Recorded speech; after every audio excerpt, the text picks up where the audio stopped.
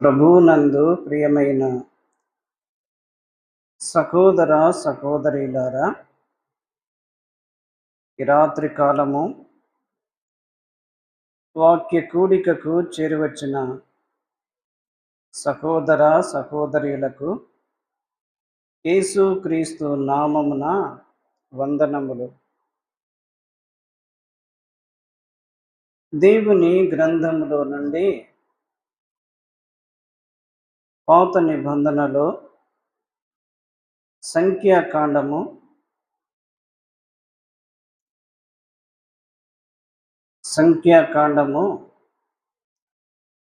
9వ అధ్యాయము.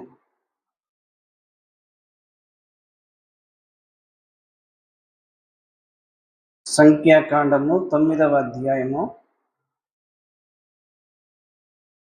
15, 16, 17 వచనాలు నేను చదువుతాను. వారు మందిరమును నిలువబెట్టిన దినమున మేఘము సాక్ష్యపు గుడారములోని మందిరమును కమ్మెను. సాయంకాలము మొదలుకొని ఉదయము వరకు అగ్ని వంటి ఆకారము మందిరము మీద ఉండెను. నిత్యమును అలాగే జరిగెను. మేఘము మందిరమును కమ్మెను. రాత్రియందు అగ్ని వంటి ఆకారము కనబడెను. ఆ మేఘము గుడారము మీద నుండి పైకెత్తబడినప్పుడు ఇశ్రాయేలీయులు ప్రయాణమై సాగిరి. ఆ మేఘము ఎక్కడ నిలిచెనో అక్కడనే ఇశ్రాయేలీయులు తమ గుడారములను వేసుకొనిరి. చిన్న మాట ప్రార్థన చేసుకుందాం. మమ్మను మిక్కిలిగా ప్రేమించుచున్న మా ప్రియ పరలోకపు తండ్రి, స్తోత్రములు చెల్లిస్తూ ఉన్నాము. మా జీవితములో మమ్మను ప్రేమించి మాకు ఇచ్చిన మరి యొక్క వాక్య కూడికను బట్టి స్తోత్రములు చెల్లిస్తూ ఉన్నాము. ఈ రాత్రి కాలము మీ సన్నిధిలో మేము సమకూర్చబడి ఉండగా, మీ గ్రంథములో నుండి మీ మాటలు చదువుకొని ఉండగా మాతో మీరు మాట్లాడి మాకు మేలు క్షేమము దయచేయమని యేసు క్రీస్తు నామమున స్తోత్రములు చెల్లించి వేడుకొనుచున్నాము తండ్రి. ఆమేన్. ప్రభువునందు ప్రియులారా, దేవుని గ్రంథములో దేవుడు మోషేకు ఆ కనుపరిచిన విధములో అందులో ప్రత్యక్షపు గుడారము ఉన్నది. ఈ ప్రత్యక్షపు గుడారము అనేది చాలా విలువైనది. దేవుని యొక్క ఆలోచన ఏమిటంటే, నేను వారిలో నివసించున్నట్లు వారు నాకు పరిశుద్ధ స్థలమును నిర్మింపవలెను. దేవుని ప్రజలు దేవుని కొరకు పరిశుద్ధమైన స్థలమును నిర్మింపవలెను. ఆ పరిశుద్ధమైన స్థలములో ప్రత్యక్షపు గుడారము యొక్క నమూనా ఉన్నది. ఈ ప్రత్యక్షపు గుడారము యొక్క నమూనా దేవుడు మోషేకు కొండ మీద తెలియపరిచాడు. ఈ ప్రత్యక్షపు గుడారము ఇశ్రాయేలీయుల యొక్క మధ్యలో ఉండాలి. ప్రత్యక్షపు గుడారము ఇశ్రాయేలీయుల మధ్యలో ఉండాలి. అందుకే నేను వారి మధ్య నివసించున్నట్లు, లేక నేను వారిలో నివసించున్నట్లు. దేవుని యొక్క మనసు ఎంత గొప్పది. దేవుడు తాను ఏర్పరచుకున్న ఇశ్రాయేలీయుల యొక్క మధ్యలో నివసించుటకు ఆయన ఇష్టపడినవాడు. అయితే ఇశ్రాయేలీయుల యొక్క ప్రయాణములో గోత్రములు వారు ఎక్కడ దిగాలో, ఏ గోత్రములో ఏ వైపున దిగాలో దేవుడు వాటిని స్పష్టముగా తెలియపరిచాడు. ఉదాహరణకు సంఖ్యాకాండము 2వ అధ్యాయములో చూడండి. సంఖ్యాకాండము 2వ అధ్యాయములో మొదటి 2 వచనాలు. మరియు యెహోవా మోషే అహరోనులకు ఇలాగు సెలవిచ్చెను, ఇశ్రాయేలీయులందరూ తమ తమ పితరుల కుటుంబముల టెక్కెములను పట్టుకొని తమ తమ ధ్వజమునొద్ద దిగవలెను. వారు ప్రత్యక్షపు గుడారమునకెదురుగా దాని చుట్టూ దిగవలెను. పితరుల కుటుంబాలు అనగా ఒక్కొక్క గోత్రము వారు టెక్కెములు పట్టుకొని ప్రత్యక్షపు గుడారమునకు ఎదురుగా, ప్రత్యక్షపు గుడారమునకు చుట్టూ దిగవలెను. అయితే ఒక్కొక్క దిక్కున 3 గోత్రములు వారు దిగవలెను. ఉదాహరణకు తూర్పు దిక్కున యూదా గోత్రము, ఇశ్శాఖారు గోత్రము, ఆ తరువాత జెబూలూను గోత్రము కదా. మొదటి భాగములో యూదా గోత్రము, ఇశ్శాఖారు గోత్రము, జెబూలూను గోత్రము వీరు తూర్పు దిక్కున వీరు దిగవలెను. ఆ తరువాత దక్షిణపు దిక్కున రూబేను గోత్రము, సిమ్యోను గోత్రము, ఆ తరువాత గాదు గోత్రము వీరెక్కడ దిగాలి? దక్షిణపు దిక్కున. ఇప్పుడు మొదటి భాగములో తూర్పు దిక్కు, 2వ భాగములో దక్షిణపు దిక్కు. ఇప్పుడు 17వ వచనములో ప్రత్యక్షపు గుడారము లేవీయుల పాలెముతో పాలెముల నడుమను సాగి నడవవలెను. వారెట్లు దిగుదురు అట్లే తమ తమ ధ్వజములను బట్టి ప్రతివాడు తన తన వరుసలో సాగి నడవవలెను. ఇప్పుడు ఆ తూర్పు దిక్కు 3 గోత్రములు, దక్షిణపు దిక్కు 3 గోత్రములు, ఆ తరువాత లేవీయుల గోత్రము ఆ పాలెము యొక్క నడుమ ఉండాలి. ఎందుకు అంటే ఈ లేవీయులు దేవుని పని కొరకై, దేవుని పరిచర్య కొరకై, దేవుని సేవ కొరకై ఏర్పరచబడిన గోత్రము. ఈ గోత్రము పాలెము యొక్క నడుమ ఉండాలి. వారు కూడా తమ తమ వరుసలో ఉండాలి. 3వ దిక్కు ఎఫ్రాయిము గోత్రము. 3వ దిక్కు ఎక్కడ? పడమటి దిక్కు. ఎఫ్రాయిము గోత్రము, మనస్సే గోత్రము, బెన్యామీను గోత్రము. 4వ భాగములో ఉత్తరపు దిక్కున దాను గోత్రము, ఆషేరు గోత్రము, నఫ్తాలి గోత్రము. కాబట్టి తూర్పు దిక్కున ఉన్నవారు వారు ముందర సాగి నడవాలి.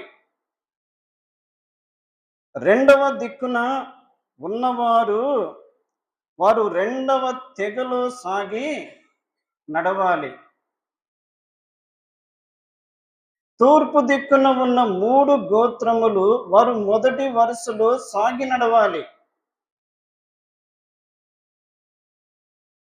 తరువాత దక్షిణపు దిక్కున ఉన్నవారు రెండవ తెగలో సాగి నడవాలి.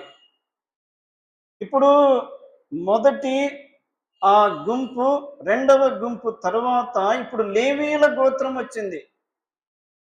ఈ లేవీయులు మధ్యలో ఉండాలి. ఎవరికి మధ్యలో? మూడవ గోత్రానికి, నాలుగవ గోత్రానికి, మొదటి గోత్రానికి, రెండవ గోత్రానికి మధ్యలో ఉండాలి. ఎందుకు ఈ మాటలు జ్ఞాపకం చేసుకుంటున్నామంటే,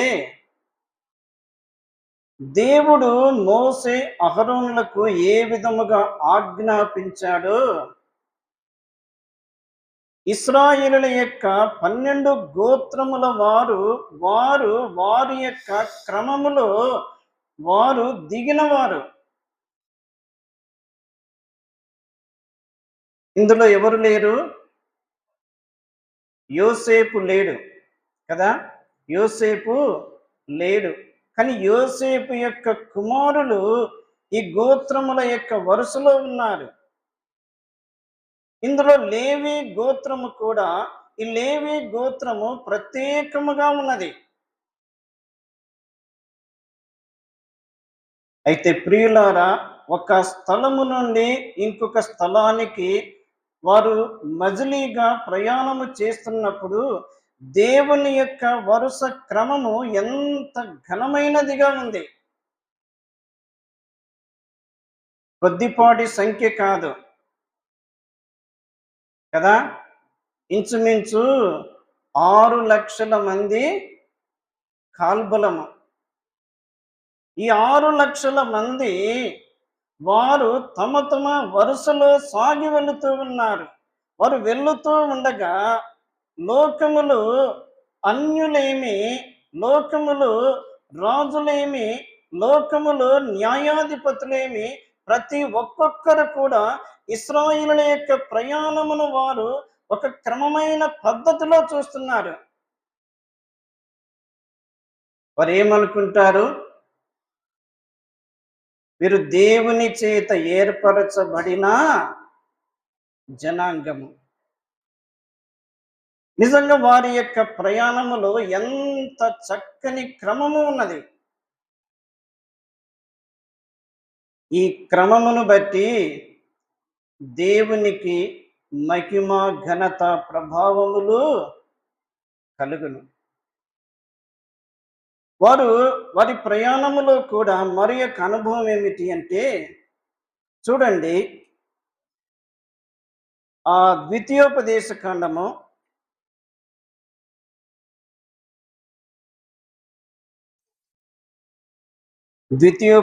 కాండము 32వ అధ్యాయము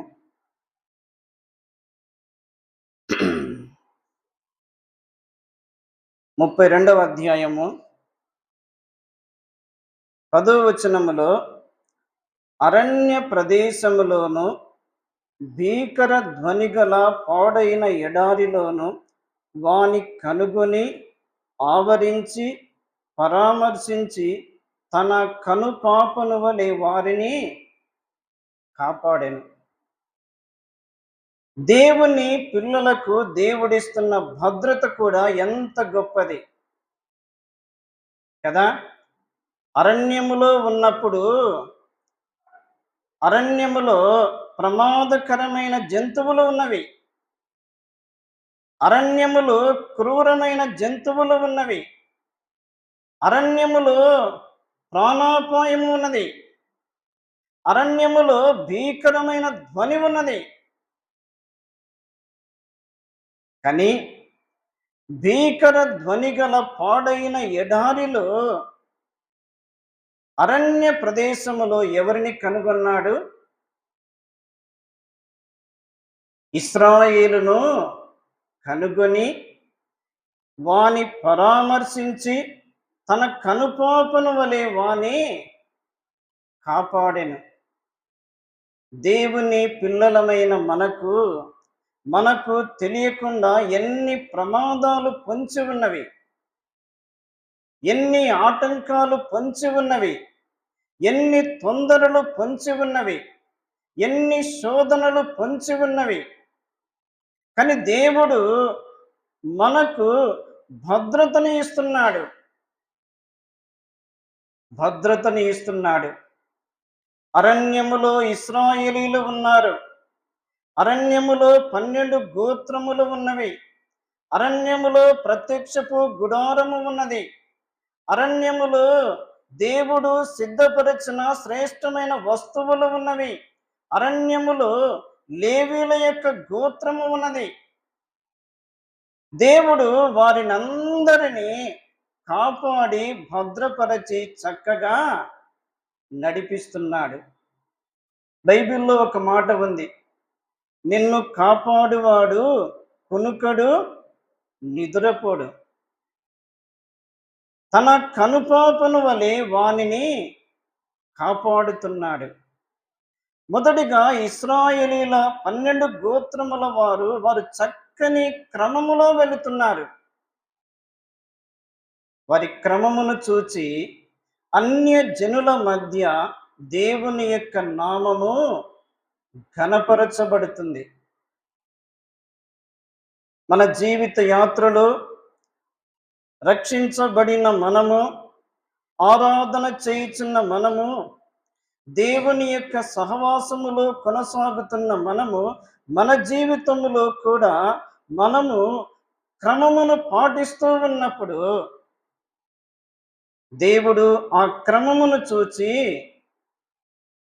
ఘనపరచబడే దేవుడు. పాటలు పాడేటప్పుడు ఒక చక్కని క్రమము ఉండాలి. ఏ సమయానికి, ఏ సందర్భానికి ఏ పాటలు అవసరమో వాటిని మనము ఒక చక్కని క్రమములో పాడాలి. ప్రార్థన చేయుచున్నప్పుడు కూడా సందర్భాన్ని బట్టి ఒక చక్కని క్రమములో ప్రార్థన చేయాలి. స్తుతులు చెల్లించుచున్నప్పుడు కూడా మనము ముందుగానే సిద్ధపరచుకోవాలి కదా, ముందుగానే సిద్ధపరచుకోవాలి. ఉదాహరణకు అబ్రహాము మోరియా పర్వతం మీదకి వెళ్ళాడు, బలిపీఠము కట్టాడు, కట్టెలు చక్కగా పేర్చాడు. కట్టెలు చక్కగా పేర్చాడు. ఆ పేర్చిన కట్టెల మీద ఇస్సాకును పరుండ పెట్టెను. స్తుతులు చెల్లించేటప్పుడు ఒక్క నిమిషమైన 2 నిమిషాలైనా క్లుప్తముగా, యుక్తముగా, యోగ్యమైన స్తుతులు చెల్లించినప్పుడు వినువారికి క్షేమము కలుగుతుంది, దేవునికి మహిమ కలుగుతుంది. కాబట్టి పాటలలో క్రమము, ప్రార్థన చేయుటలో క్రమము, స్తుతులు చెల్లించుటలో క్రమము, పరిచర్య చేయుటలో క్రమము, విశ్వాస జీవితములో సాగి వెళుతున్నప్పుడు క్రమము. ఈ క్రమమును చూచినప్పుడు దేవుడు సంతోషించేవాడు, దేవుడు మహిమపరచబడే దేవుడు. రెండవది, దేవుని పిల్లలు అరణ్యములో ప్రయాణము చేస్తున్నప్పుడు దేవుడు వారికి ఇస్తున్న భద్రత ఎంత గొప్పది. అయితే ప్రియులారా, ప్రత్యక్షపు గుడారములో మనము ఒక్కొక్క దిక్కున 3 గోత్రములు చూచాము. 4 దిక్కులకు 12 గోత్రములు. అందులో లేవి గోత్రము అనేది ప్రత్యేకమైన గోత్రము.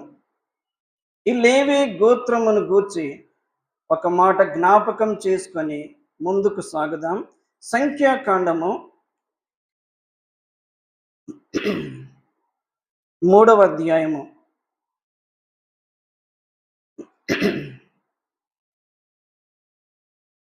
సంఖ్యాకాండము 3వ అధ్యాయము 5, 6, 7 వచనాలు. మరియు యెహోవా మోషేకు ఇలాగు సెలవిచ్చెను, నీవు లేవి గోత్రికులను తీసుకొని వచ్చి వారు అతనికి పరిచారకులుగా ఉండునట్లు యాజకుడైన అహరోను ఎదుట వారిని నిలువబెట్టుము. వారు ప్రత్యక్షపు గుడారము ఎదుట మందిరపు సేవ చేయవలెను. తాము కాపాడవలసిన దానిని, సర్వ సమాజము కాపాడవలసిన దానిని వారు కాపాడవలెను. మందిరపు సేవ చేయుటకు ప్రత్యక్షపు గుడారము యొక్క ఉపకరణములన్నిటినీ ఇశ్రాయేలీయులు కాపాడవలసినదంతటిని వారే కాపాడవలెను. ఈ లేవీయులు వీరు లేవి గోత్రములో నుండి దేవుని పని కొరకై, దేవుని సేవ కొరకై, మందిరములో ఆ వస్తువులు కాపాడుట కొరకై ఏర్పరచబడిన వారు. వారికి దేవుడు శ్రేష్టమైన బాధ్యతను అప్పగించాడు. మందిరములో వారి సేవ చేయాలి, మందిరములో కాపాడవలసినవి కాపాడాలి, మందిరములో ఉపకరణములన్నిటినీ వారే కాపాడాలి. ఇందులో ఒకటి, వీరు ఏర్పరచబడిన వారు వీరెంత ధన్యులు. వీరికి ఇశ్రాయేలీయులలో నుండి స్వాస్థ్యము గాని ఏ విధమైన పాలు పంపులు లేవు. లేవి గోత్రమునకు దేవుడే స్వాస్థ్యముగా ఉన్నాడు, దేవుడే పానీయ భాగముగా ఉన్నాడు. వారికి ఇవ్వబడిన పని గొప్పది, వారు కలిగి ఉన్న బాధ్యత గొప్పది. ఒక మాట చూడండి, దినవృత్తాంతములు 2వ గ్రంథము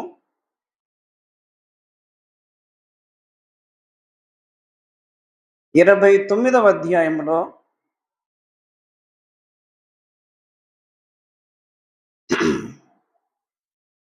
29వ అధ్యాయంలో 5వ వచనం చూడండి.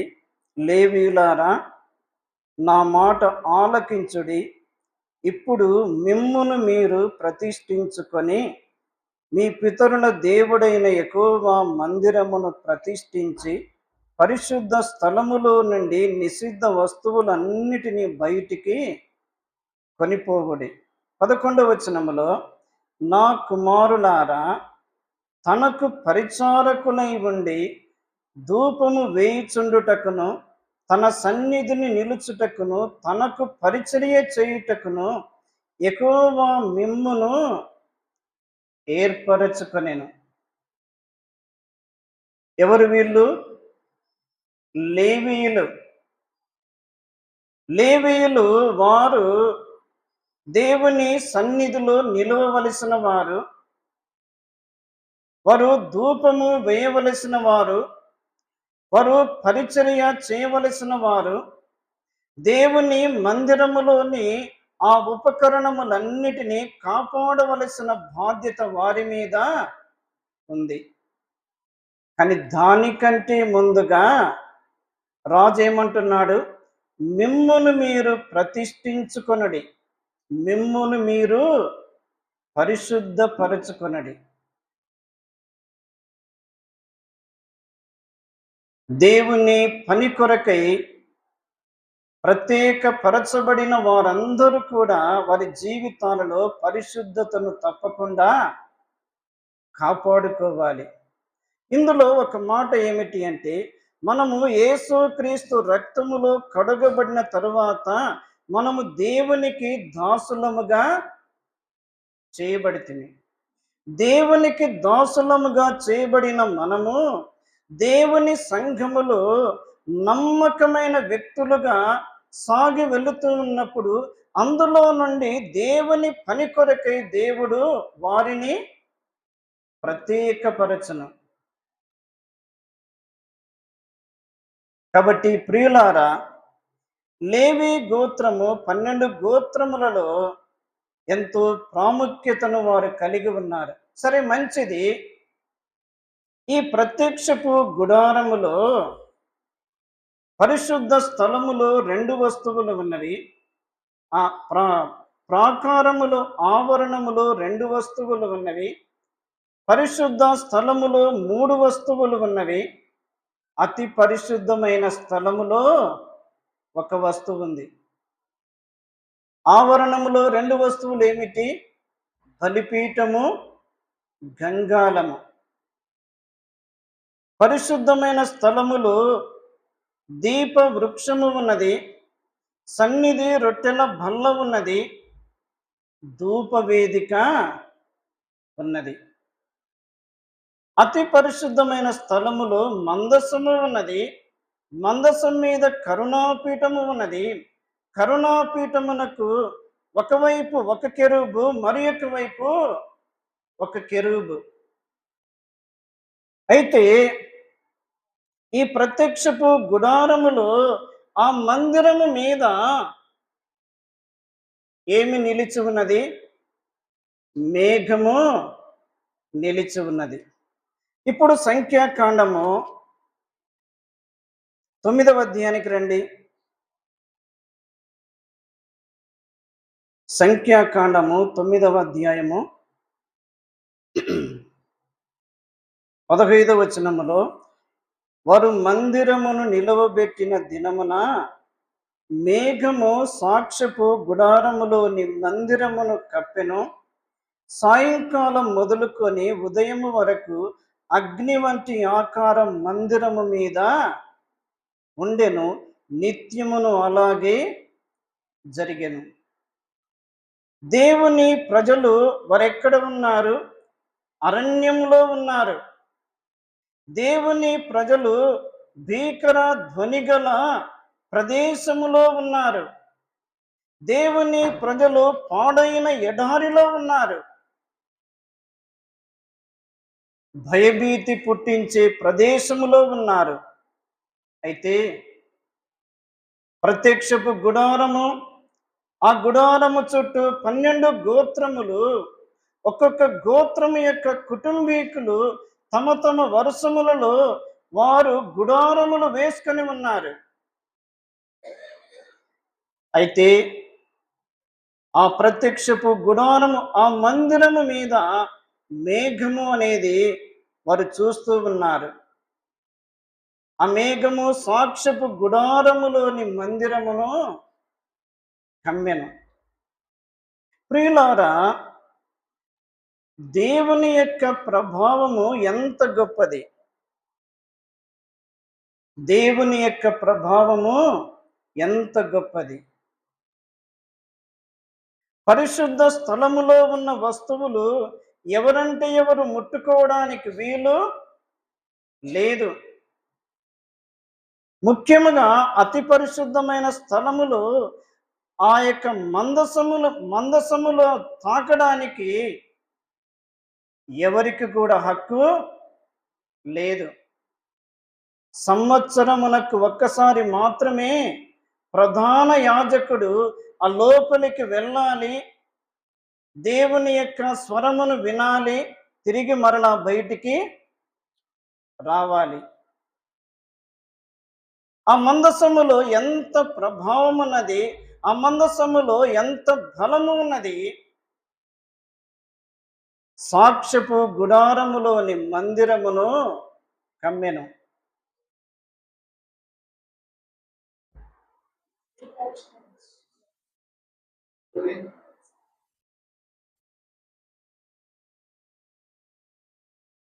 సాక్ష్యపు గుడారములోని మందిరమును కమ్మెను. సాయంకాలం మొదలుకొని ఉదయం వరకు అగ్ని వంటి ఆకారం మందిరం మీద ఉండెను. ఇక్కడ మనం గమనించినప్పుడు ఆ మందిరము మీద అగ్ని వంటి ఆకారము కనిపిస్తూ ఉన్నది. ఆ ఆకారములో ప్రభావము కనబడుతుంది. ఆ ఆకారములో తేజస్సు కనబడుతుంది. ఆ ఆకారములో దేవుని యొక్క బలము కనబడుతుంది.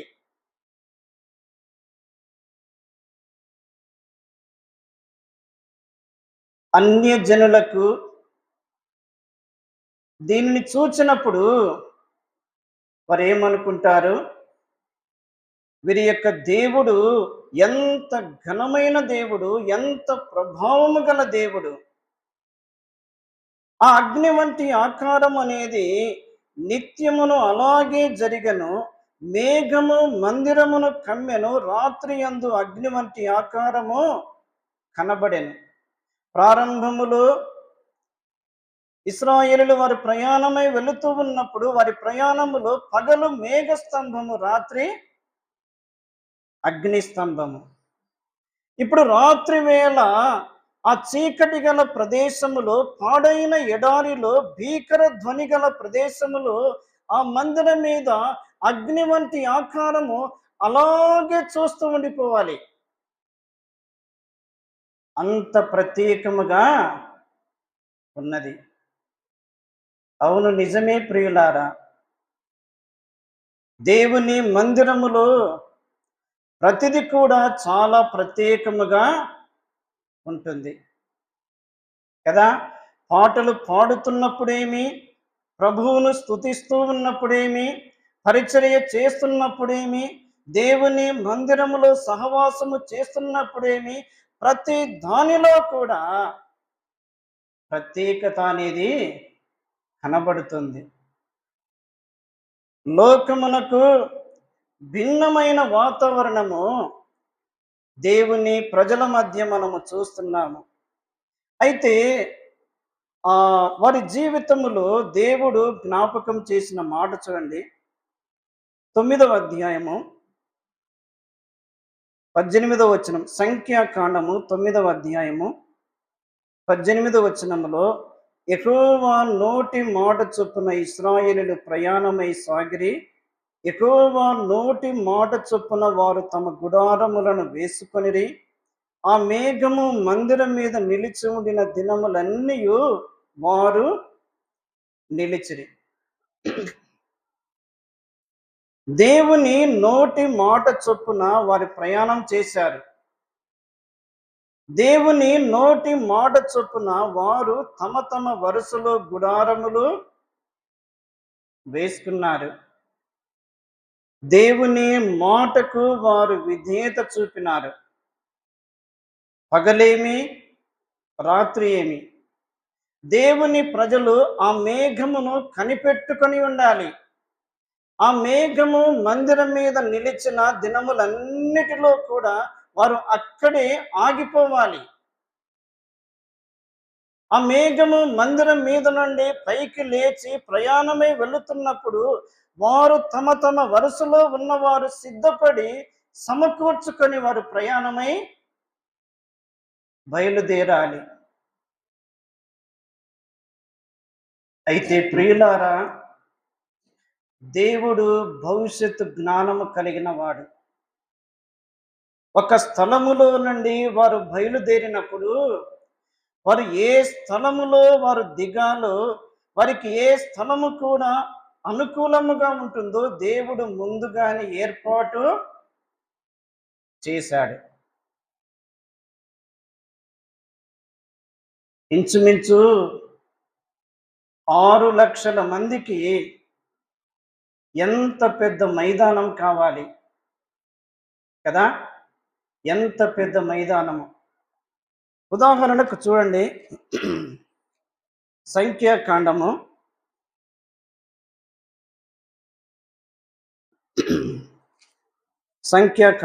22వ అధ్యాయము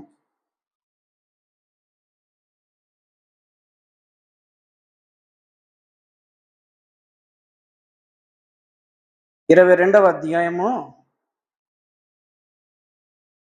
4వ వచనము లేక 3వ వచనములో, జనము విస్తారముగా ఉన్నందున మోయాబీయులు వారిని చూచి మిక్కిలి భయపడిరి. మోయాబీయులు ఇశ్రాయేలీయులకు జంకిరి. మోయాబీయులు మిద్యాను పెద్దలతో ఎద్దు బీటి పచ్చికను నాకివేయునట్లు ఈ జన సమూహం మన చుట్టూ ఉన్నది. యావత్తును ఇప్పుడు నాకివేయుననిరి. ఎంత సమూహము? విస్తారమైన సమూహము. ఈ విస్తారమైన సమూహానికి వారి ప్రయాణములో ఎక్కడ కూడా ఏ లోటు లేకుండా, ఏ కొరత లేకుండా, ఏ ప్రమాదము లేకుండా దేవుడు చక్కగా నడిపిస్తున్నాడు. ఎంత నమ్మకమైన దేవుడు. ఇప్పుడు సంఖ్యాకాండము 9వ అధ్యాయానికి రండి. సంఖ్యాకాండము 9వ అధ్యాయము 23వ వచనము. యెహోవా మాట చొప్పున వారు తమ గుడారములను వేసుకొనిరి. యెహోవా మాట చొప్పున వారు ప్రయాణము చేసిరి. మోషే ద్వారా యెహోవా చెప్పిన మాటను బట్టి యెహోవా ఆజ్ఞను అనుసరించి నడిచిరి. మోషే ఏ మాట అయితే చెప్పాడో ఆ మాటకు దేవుని ప్రజలైన ఇశ్రాయేలీయులు సంపూర్ణముగా లోబడిరి. మోషే మాట ఎవరి మాటగా గమనించారు? ఎవరి మాట? దేవుని మాటగా మోషే మాటను గమనించి వారు స్వీకరించి మోషే చెప్పిన ప్రకారముగా వారు ప్రయాణము చేశారు, గుడారములు వేశారు. వారు దేవుని మాటకు వారు లోబడి ప్రవర్తించారు. ఇందులో ఒక మాట ఏమిటి అంటే, మోషేకు వారు విధేయత చూపారు. సంఘములో బాధ్యత కలిగిన పెద్దలు ఉన్నారు. సంఘాలలో దేవుని యొక్క సేవకులు ఉన్నారు. సంఘాలలో బాధ్యత కలిగిన పెద్దలు ఉన్నారు. వారు దేవుని సన్నిధిలో కనిపెట్టుకొని ఉన్నారు. వారు దేవుని యొక్క ఆలోచనను వారు తీసుకుంటున్నారు. వారు దేవుడు ఇచ్చిన ఆలోచన ప్రకారమే దానిని సంఘములో ఇంప్లిమెంట్ చేస్తున్నారు. దాన్ని ఏం చేయాలా? పెద్దలు చెప్పిన మాటను, దైవ సేవకులు చెప్పిన మాటను దేవుని మాటగా అంగీకరించి ప్రవర్తించినప్పుడు అందులో క్రమమును చూస్తాము. అందులో శ్రేష్టమైన ఆనందమును చూస్తాము. కాబట్టి వారు దేవుని యొక్క మాటకు లోబడిన వారు. ఇక్కడ ఇంకొక మాట ఏమిటి అంటే, మందసము అనేది ఎవరి మధ్య ఉంది? దేవుని ప్రజల మధ్య ఉన్నది. ఆ మందసము, ఆ ప్రత్యక్షపు గుడారమే వారికి కేంద్రముగా ఉంది. కేంద్రముగా ఉంది. ఆ ప్రత్యక్షపు గుడారమును వారు ఫాలో అవుతూ ఉండాలి. సంఘములో కూడా ఎవరు కేంద్రము? మన ఆరాధనలో కేంద్రము మన ప్రభువే. పరిచర్యలో కేంద్రము మన ప్రభువే. సంఘములో కేంద్రము మన ప్రభువే. పాటలలోనేమి, ప్రార్థనలోనేమి, పరిచర్యలోనేమి, సహవాసములోనేమి అన్నిటిలో మన ప్రభువును కేంద్రముగా ఉంచి మనం అలాగున ముందుకు సాగి వెళ్ళినప్పుడు సహవాసం ఎంత రమ్యముగా ఉంటుంది. కుటుంబాలలోనేమి, సంఘాలలోనేమి మన ప్రభువునే కేంద్రముగా మనము ఉంచుకోవాలి. అందుకే ఆ దేవుని గ్రంథములో ఒక మాట చూడండి. యెహోషువ గ్రంథములో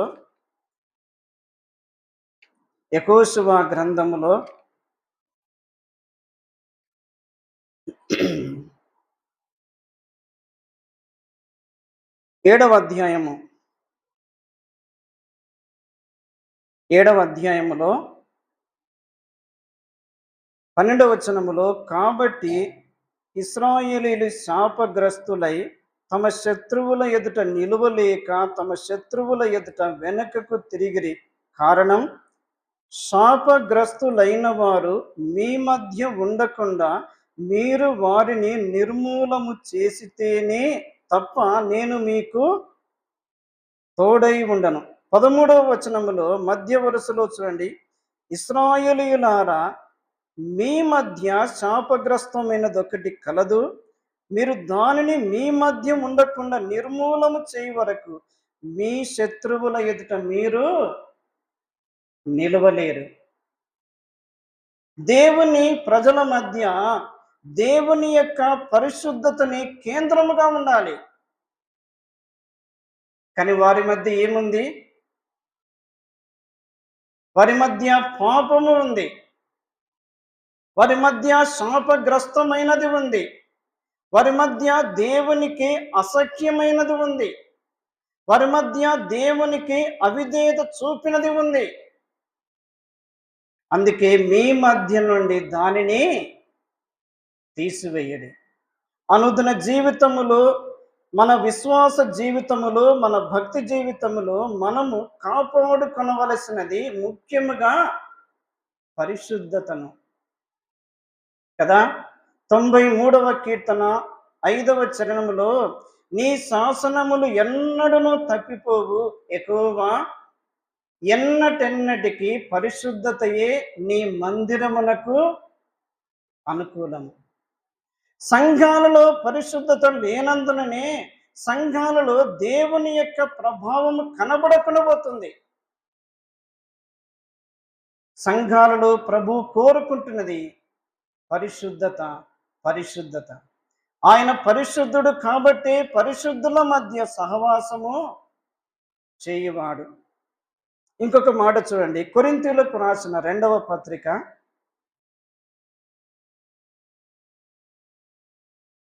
కొరింథీయులకు రాసిన 2వ పత్రిక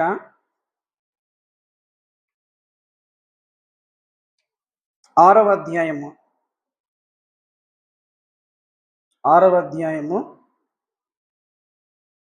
18వ వచనములో నేను మధ్యలో చదువుతున్నాను. కావున మీరు వారి మధ్య నుండి బయలువెడలి ప్రత్యేకముగా ఉండుడి, అపవిత్రమైన దానిని ముట్టకుడని ప్రభువు చెప్పుచున్నాడు. మరియు నేను మిమ్మల్ని చేర్చుకొందును, మీకు తండ్రినై ఉందును, మీరు నాకు కుమారులు కుమార్తెలనై ఉందురని సర్వశక్తి గల ప్రభువు చెప్పుచున్నాడు. కాబట్టి దేవుడు తన ప్రజల మధ్య కోరుకుంటున్నది ఏమిటి అంటే పరిశుద్ధతను కోరుకుంటున్నాడు. ప్రత్యక్షపు గుడారములో కూడా ఆ పరిశుద్ధత ఎన్నటెన్నటికి నిలిచి ఉండాలి. అప్పుడే దేవునికి మహిమ, దేవుని ప్రజలకు విజయము కలుగుతుంది. ఒక మాట నేను జ్ఞాపకం చేసి నేను ముగిస్తాను. ఇప్పుడు ఆ మందిరం మీద మేఘము ఉంది కదా, ఆ మేఘం ఏం చేస్తుంది? దేవుని ప్రజలను నడిపిస్తుంది కదా. మేఘము దేవుని ప్రజలను నడిపిస్తుంది. ఆ మేఘము ఎక్కడ ఆగితే వారు అక్కడ ఆగిపోవాలి. ఆ మేఘము ముందుకు సాగి వెళుతున్నప్పుడు వారు కూడా ప్రయాణమై వెళ్ళాలి. మేఘము ఒక విధముగా జ్ఞాపకం చేసుకుంటే దేవుని వాక్యమే మనకు దిక్సూచి. వాక్యము కొన్నిసార్లు కొన్ని పనులలో మనల్ని ఆపివేస్తుంది. ఇది నువ్వు చేయకూడదు అంటే మనం అక్కడే ఆగిపోవాలి. ఇది నువ్వు చేయి అంటే దానిలో ముందుకు ప్రొసీడు కావాలి. అలా కాకుండా అన్నిటిలో నేను చేసుకుంటూ వెళుతాను అంటే క్రమం ఏమవుతుంది? మారిపోతుంది. 119వ కీర్తన 119వ కీర్తన మన భక్తి జీవితములో, విశ్వాస జీవితములో, సేవా జీవితములో దేవుని వాక్యమే మనకు కొలమానము. 119వ కీర్తన 119వ కీర్తన 34వ చరణం చూడండి. నీ ధర్మశాస్త్రము ననుసరించుటకు నాకు బుద్ధి దయచేయుము. అప్పుడు నా పూర్ణ హృదయముతో నేను దాని ప్రకారము నడుచుకుందును. నీ ఆజ్ఞల జాడను చూచి నేను ఆనందించుచున్నాను. దాని యందు నన్ను నడవ చేయుము. లోభము తట్టు కాక నీ శాసనముల తట్టు నా హృదయమును త్రిప్పుము. వ్యర్థమైన వాటిని చూడకుండా నా కన్నులు త్రిప్పివేయుము. నీ మార్గములలో నడుచుకొనుటకు నన్ను బ్రతికించుము. ఎంత చక్కని మాట ప్రియులారా! అనుదిన జీవితములో ఇది మనకు అవసరమే. ప్రభువా, ఈ దినము నీ మార్గములో నడుచుటకు నన్ను బ్రతికించుము. నీ మార్గములో నడిపించుము. నీ మార్గమును నాకు చూపించుము. నీవే నాకు చెయ్యి పట్టి నడిపించుము అని ప్రార్థన చేసినప్పుడు దేవుడు చక్కగా నడిపించువాడు. 43వ చరణం చూడండి, లేక 42వ చరణంలో, ఏలైనగా నీ మాట నమ్ముకొని ఉన్నాను. నా నోట నుండి సత్యవాక్యమును ఏమాత్రమును తీసివేయకము. నీ న్యాయ విధుల మీద నా ఆశ నిలిపి ఉన్నాను. కాబట్టి ప్రత్యక్షపు గుడారములో మేఘము వారికి ఎంత ఎంత ప్రాముఖ్యముగా ఉందో, మన ఆత్మీయ జీవితానికి దేవుని వాక్యము అంతకంటే ఎక్కువ ప్రాముఖ్యం కదా. నీ నామం అంతటి కంటే నీవిచ్చిన వాక్యమును గొప్ప చేసి ఉన్నావు. వాక్యము యొద్దకు వచ్చినప్పుడు, వాక్యమును చదువుతున్నప్పుడు వాక్యము నెమ్మదినిచ్చును, ఆదరించును, ధైర్యపరచును, బలపరచును, చక్కని మార్గములో నడిపించును, సరైన జ్ఞానము కూడా ఇచ్చును. కానీ చాలాసార్లు దుష్టుడు వాక్యము యొద్దకు రానివ్వకుండా, ప్రార్థనలో సహవాసము చేయకుండా దుష్టుడు ఏవో ఆలోచనలు తీసుకొని వస్తాడు.